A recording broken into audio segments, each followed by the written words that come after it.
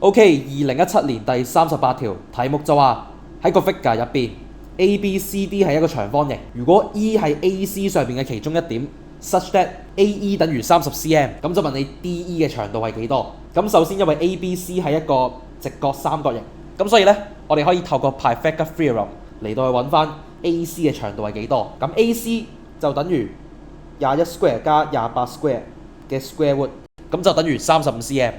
咁因為呢度係30 cm， 所以咧呢度就係5 cm 啦。然後因為 ABCD 係一個長方形，咁所以咧佢哋嘅對邊都係相等。咁所以咧呢條邊就等於呢條邊等於28 cm， 呢條邊就等於呢條邊等於21 cm。然後我哋要揾嘅呢個長度，我哋當佢係 x 先。跟住啦，呢度呢隻角我哋當佢係 theta。咁因為呢條係直線啦，咁所以咧呢一隻角就係180度減 theta， 咁我哋就可以透過 cosine formula 嚟到去揾翻 x 嘅數值。咁我哋考慮呢個三角形先啦。咁我哋就會有 2x 30 cosine theta 等於30 square 加 x square 減21 square。咁 simplify 咗之後咧，就會變咗做60x cosine theta 等於459加 x square。咁然後我哋考慮呢個三角形啦。咁我哋就會有 2x 乘5再 cosine 180度減 theta。咁就等於5 square 加 x square 減28 square。咁 cosine 180度減 theta 其實就等於負 cosine theta， 所以咧下邊就會變咗做負10x cosine theta 等於負759加 x square。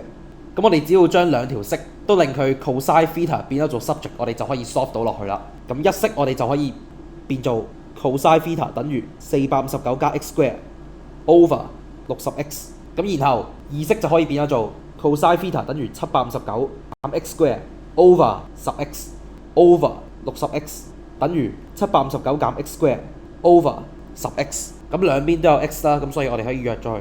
咁左邊變咗做6，右邊就1。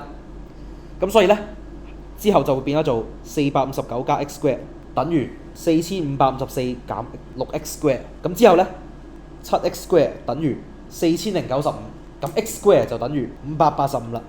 咁 x 就等於 square root 585啦，其實就等於9乘65嘅 square root。咁最後就變咗做3 square root 65啦。咁所以咧答案就係 A 啦。